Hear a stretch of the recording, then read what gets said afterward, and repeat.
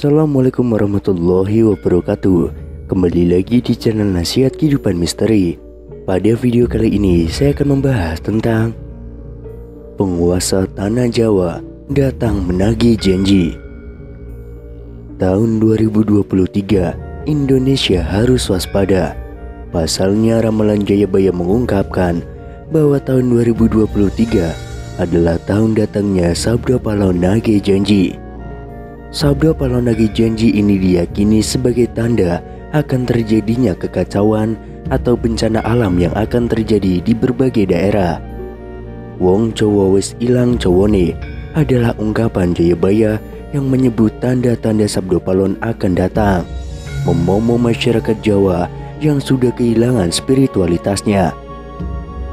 Berdasarkan ramalan Jayabaya mengungkapkan bahwa masyarakat Jawa menunggu datangnya masa Sabda Pahlawan Nagih Janji. Kemudian kekacauan merajalela di mana-mana. Tercatat dalam ramalan Jayabaya, dalam serat Sabda Pahlawan Pupu 4 bersumpah akan muncul kembali sebagai pamomong tanah Jawa setelah 500 tahun runtuhnya kerajaan Majapahit. Apabila dihitung 500 tahun dari kerajaan Majapahit runtuh pada tahun 1478, maka ramalan datangnya Sabda Pahlawan Nagih Janji jatuh pada tahun 2020 hingga 2023. Pertanda meletusnya Gunung Merapi yang dijelaskan dalam Pupuh 5 dalam serat Sabda Pahlawan yang berbunyi, Kulon damel pratondo, pratondo tembaya, mami hardi yen Merapi jebluk mili lahar, lindu peng pitu sedino, kaline banjir bandang. Yang artinya, saya akan membuat pertanda sebagai janji teguh saya.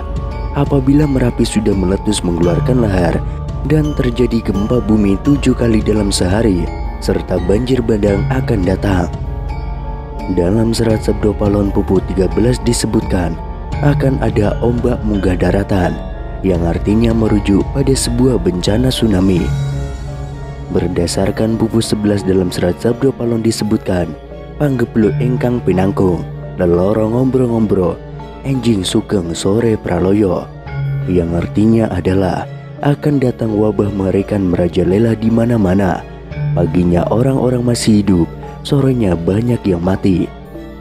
Selain itu, akan ada juga kejadian sosial di mana perpolitikan akan memanas di tanah Jawa, sehingga Indonesia menjadi karut-marut. Hal tersebut lantaran adanya egosentrisme dan eksploitasi yang semakin parah. Disebutkan juga oleh Sabda Pahlawan bahwa moral masyarakat Jawa banyak yang rusak. Dalam ramalan Jangga Jayabaya bahwa masa Sabda Pahlawan Nagih Janji ini akan menimbulkan kejadian alam dan sosial yang bakal terjadi secara terus-menerus hingga tahun 2056 berdasarkan hitungan waktu yang sudah diperkirakan. Tidak hanya tentang wilayah Pulau Jawa yang disebutkan oleh Sabda Pahlawan dalam ramalan Jangga Jayabaya, tapi masa Sabda Pahlawan meliputi satu Nusantara atau satu Indonesia. Itu artinya dari Sabang sampai Merauke diramalkan akan sama-sama mengalami kejadian bencana alam dan sosial yang sama. Datangnya rentetan peristiwa tersebut akan terjadi secara beruntun atau silih berganti dan tidak menentu. Perlu diketahui, Sabda Pahlawan merupakan tokoh legendaris, pandita atau penasihat kerajaan Majapahit, penguasa terakhir yang beragama Hindu dari kerajaan Majapahit di Pulau Jawa. Beberapa ramalan Jayabaya terbukti dalam beberapa dekade terakhir. Namun sebagai masyarakat tetap berdoa dan berikhtiar agar Indonesia selalu aman dan damai tanpa ada bencana di tahun 2023. Sabda Pahlawan Nagih Janji berawal dari Pulau Jawa yang pada zaman dahulu terkenal sangat angker, hingga Syekh Subakir yang diutus menyebarkan agama Islam harus menghadapi tantangan hingga membuat perjanjian Sabda Pahlawan dengan roh halus penguasa wilayah yakni Ki Semar Badranaya. Perjanjian Sabda Pahlawan itu dibuat sebagai kesepakatan antara Syekh Subakir yang datang menyebarkan agama Islam ke Pulau Jawa yang terkenal sangat angker dengan penguasa wilayah yakni Ki Semar Badranaya. Diceritakan pada masa dahulu, Pulau Jawa terkenal angker yang dikuasai roh halus Ki Semar Badranaya.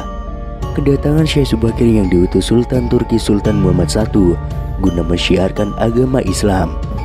Setelah keduanya terlibat pertempuran dan sama-sama kuat, Syekh Subakir dan Ki Semar Badranaya akhirnya membuat kesepakatan melalui sebuah perjanjian yang disebut Sabdo Palon.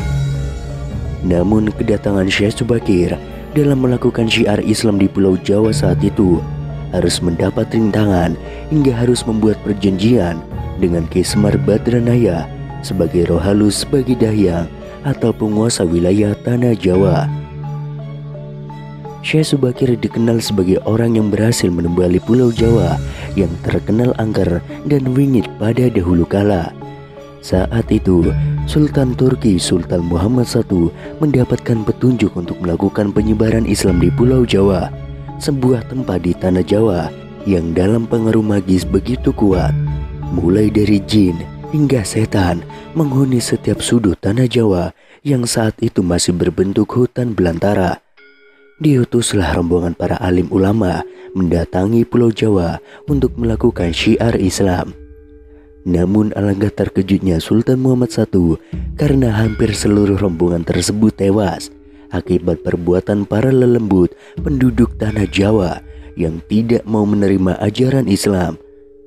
Namun petunjuk harus tetap dijalankan sehingga utusan berikutnya dikirim ke Pulau Jawa yang angker itu. Sosok utusan itu terkenal alim, ahli ruqyah, memiliki kemampuan untuk berinteraksi dengan dunia gaib. Bahkan sosok ini memiliki keahlian dalam membabat tanah yang angker. Dialah Syekh Subakir yang memiliki nama asli Syekh Tambu Ali bin Syekh Bakir, berasal dari tanah Persia atau yang sekarang lebih dikenal dengan negara Iran, yang langsung berlayar ke Pulau Jawa atas perintah Sultan Muhammad I. Dalam perjalanan menuju Pulau Jawa, Syekh Subakir terlebih dahulu mampir ke Praja Keling, yakni sebuah daerah yang diduga terletak di India. Di daerah itu, Syekh Subakir membawa 20.000 penduduk di Praja Keling untuk ikut dan tinggal menempati Pulau Jawa. Sesampainya di Pulau Jawa, Syekh Subakir langsung menuju ke Gunung Tidar yang diyakini sebagai titik pusat dari Tanah Jawa. Di puncak Gunung Tidar ini, Syekh Subakir memasang tumbal berupa batu hitam yang sudah diraja. Batu tersebut dikenal dengan nama Batu Aji Kala Cakra untuk menetralisir daya magis negatif dari bangsa jin. Selama 3 hari 3 malam, batu tersebut mengeluarkan hawa yang sangat panas hingga membuat para lelembut terpaksa menyingkir ke Laut Selatan Jawa.